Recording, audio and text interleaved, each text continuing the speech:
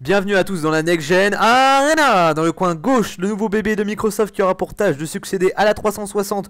Je veux bien entendu parler de la Xbox One. Tandis que dans le coin droit, on retrouve le pays du soleil levant qui présente fièrement sa PlayStation 4. Eh bien bonjour à tous, j'espère que cette présentation façon combat de box vous aura plu. Donc on est ici pour comparer deux consoles next-gen qui vont se livrer une guerre acharnée dans les prochaines années à venir. Donc j'ai volontairement écarté la Wii U parce que pour moi ce n'est en aucun cas une console nouvelle génération.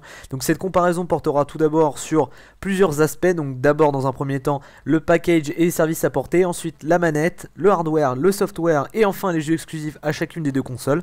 Pour chacune des catégories je décernerai des points pour ensuite les comptabiliser à la fin et savoir quelle console vaut plus le coup par rapport à l'autre. Et je précise que durant le combat je resterai un maximum neutre et aucune des deux consoles ne sera avantagée. Cela étant dit, on peut tout de suite commencer. Première catégorie, donc le service et le packaging. Donc la PlayStation 4 est affichée à 399 € contre 499 pour sa concurrente, donc elle remporte donc un point. Il est de même à noter que la PlayStation Eye sera vendue séparément pour 49 € alors que le Kinect 2.0 est inclus de base dans l'édition de la Xbox One.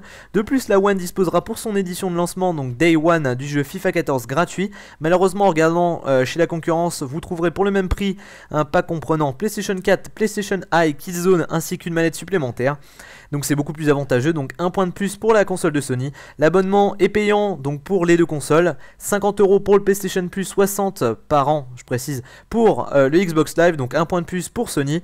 Et à l'heure des comptes, donc on trouve que la PlayStation 4 remporte 3-1 son combat contre la Xbox One. Seconde catégorie, la manette. Donc la qualité de prise en main semble équivalente pour les deux manettes selon les premiers retours de divers youtubeurs, et n'ayant pu les tester par moi-même je donne un point pour les deux camps. Par contre la DualShock 4 disposera en plus d'un haut-parleur intégré, d'un capteur de mouvement et d'un pad tactile, ce qui n'est pas le cas chez sa concurrente. Donc la PlayStation 4 remporte 3 points d'un coup.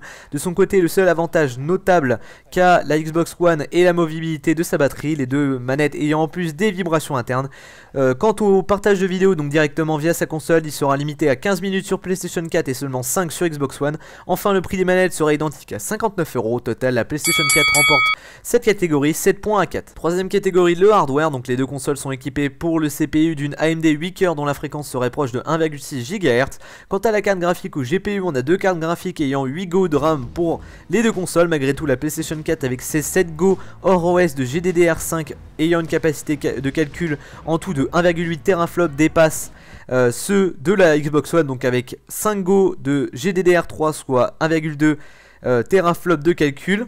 Pour le stockage, donc on est sur du 500 Go pour les deux consoles. Du point de vue de la connectique, la Xbox One gagne grâce à une entrée HDMI ainsi qu'un port USB 3.0 supplémentaire par rapport à la PlayStation 4. Enfin, pour le son et l'image, les deux consoles supporteront le 1080p et le 4K et auront une audio Dolby 7.1. Donc pour le hardware, on a donc une égalité pour les deux consoles, 4 points à 4. Quatrième catégorie, le software. Donc les deux consoles sont assez identiques sur plein d'aspects. Donc l'occasion est libre ainsi que le prêt de jeu à ses amis. Il n'y aura pas de zonage régional, la rétrocompatibilité avec les jeux de PS3 et Xbox 360 sera absente. Et enfin, la connexion permanente n'est pas obligatoire. Malgré tout, le cloud qui permettra aux développeurs de continuer d'améliorer leurs jeux des mois après sa sortie sera disponible uniquement sur Xbox One.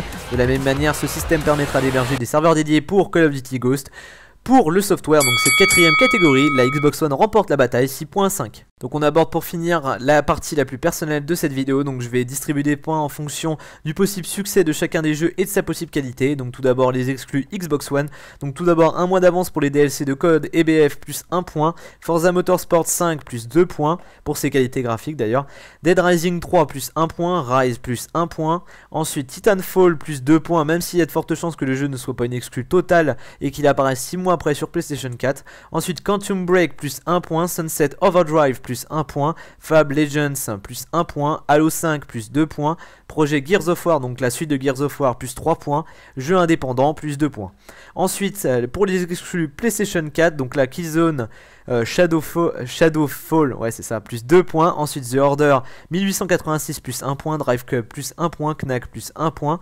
Ensuite le projet donc Counting Dreams à l'origine de Heavy Rain et Beyond Two Souls plus le projet de Naughty Dog, donc c'est-à-dire qui ont fait Uncharted ainsi que The Last of Us, plus Santa Monica qui ont fait God of War, donc là plus 5 points d'un coup. Ensuite Infamous Second Son plus 1 point, PlanetSide 2 plus 1 point, et la somme des jeux indépendants qui seront beaucoup plus présents sur PlayStation 4 plus 3 points. Donc la Xbox One remporte quand même cette bataille des jeux, 17 points à 15. En conclusion, donc en comptabilisant l'ensemble, la PlayStation 4 a 34 points, 32 pour la One, donc elle remporte de très peu la guerre. Les deux consoles sont vraiment très intéressantes et les départager est très difficile. Malgré tout, la console de Sony semble avoir été un peu plus peaufinée au niveau de sa manette, mais aussi de la puissance de la puissance pure par rapport à la Xbox One. Ainsi, normalement, les jeux multiplateformes devraient, je dis bien devraient, être plus beaux sur PlayStation 4. De son côté, la Xbox One a deux énormes avantages. Donc tout d'abord le cloud qui devrait, dans les années à venir, transformer l'expérience de jeu. Donc on le verra déjà avec Call of Duty Ghost et les serveurs dédiés. Mais aussi de grosses licences donc, qui seront présentes dès le line-up de lancement ou plus tard avec Titanfall.